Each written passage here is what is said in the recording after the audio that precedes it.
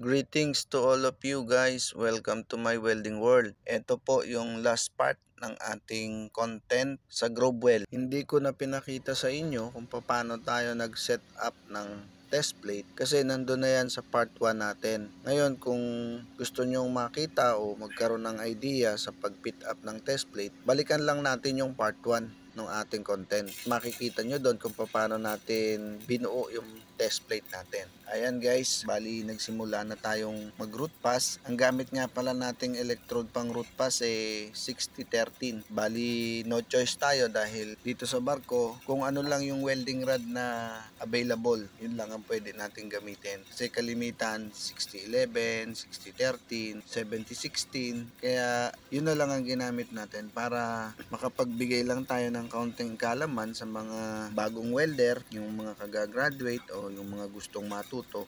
Kaya yung mga nag-study dyan ng welding, huwag kayong susuko. Sa una lang mahirap yan. Kapag nahuli na ninyo ang tamang diskarte at pag-a-adjust ng amperes ng welding machine, magiging madali na yan para sa inyo. Gaya nyo rin ako, nagsimula rin ako sa hindi maalam mag-welding. Pero dahil sa tiyaga, sipag at porsigido dahil gusto ko ngang matuto ng welding, natuto naman ako. Kaya ngayon, gusto kong maibahagi sa inyo ang mga natutunan ko sa paghihinang.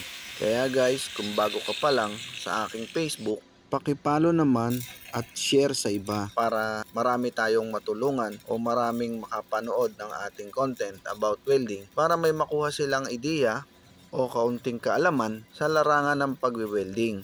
At guys, pakisuportahan nyo na rin ang ating YouTube channel.